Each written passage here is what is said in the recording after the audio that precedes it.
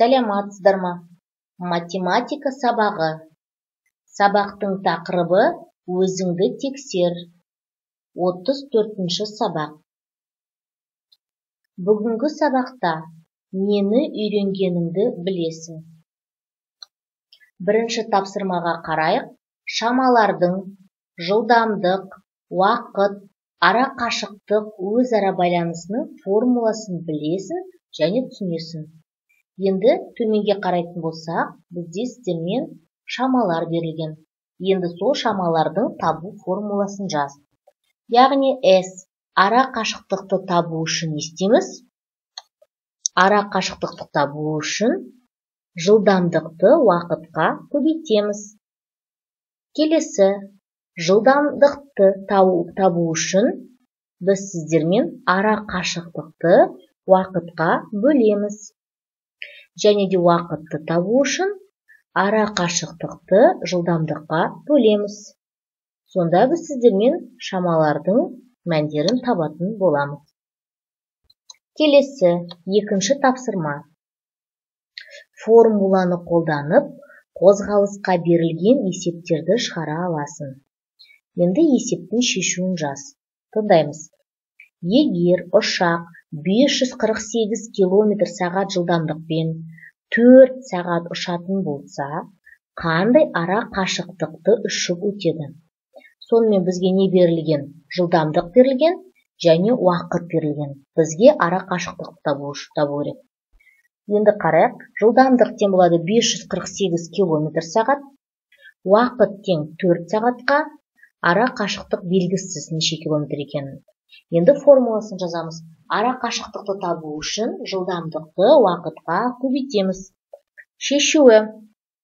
Ара қашықтық тең болады 548 км/сағат көбейтілген 4 сағат тең болады 2192 км.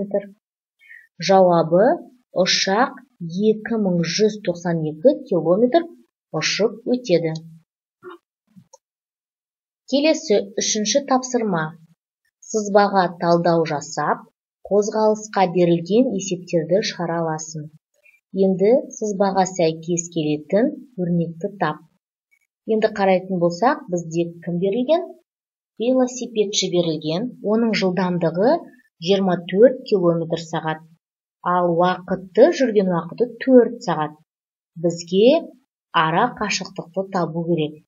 Яғни, ол үшін ара қашықтықтың формуласын еске түсіру керек. Енді қарайық. Сонымен жылдамдық 24 км/сағат, уақыт 4 сағат, ара қашықтық белгісіз. Ара қашықтықты табу үшін жылдамдықты уақытқа көбейтеміз.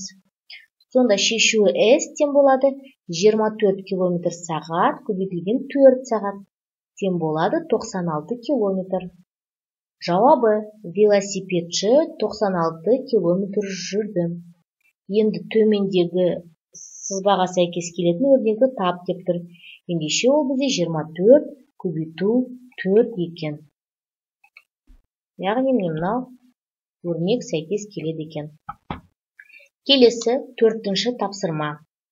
Кесте бойынша қозғалысқа берілген есептер құрастыра аласың. Енді кестеге қарайық. Кесте бойынша есеп құрастырып шығарайық. Бізге жылдамдық берілген 58 км/сағат, уақыт берілген 6 сағат. Бізге ара қашықтықты табу керек. Енді көрейік. Қысқаша шартын жазамыз. V тең болады 58 км/сағат, уақыт тең 6 сағат, ара қашықтық белгісіз. Ара қашықтықтың формуласын жазамыз. S тең болады жылдамдықтың уақытқа көбейтіндісі. Енді шешуін табамыз. S тең болады 58 км/сағат көбейтілген 6 сағат тең болады 58 6-ға көбейтсек 348 км. Сонда жауабы 348 км жол жүрді. Енді осы есепке кері есеп құрастырамыз. Сонымен қарайық. Ара қашықтық бізде белгілі болсын. 348 км, уақыт 6 сағат. Бізге жылдамдық белгісіз деп тұр. Енді жылдамдықтың формуласын жазамыз. Жылдамдық тең болады ара қашықтықтың уақытқа бөліндісі. Шешуін табамыз. V тең болады 348-дің 6-ға бөліндісі. 348-ді 6-ға бөлсек, тен болады 58 км сағат. Жауабы 58 км сағат жылдамдықпен жүреді.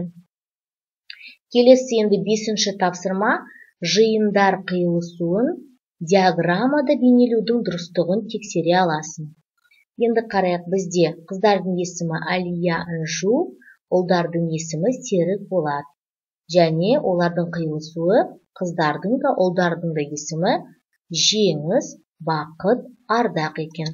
Сонымен қарайық, А жиыны Әлия, Інжу, Жеңіс, Бақыт, Ардақ.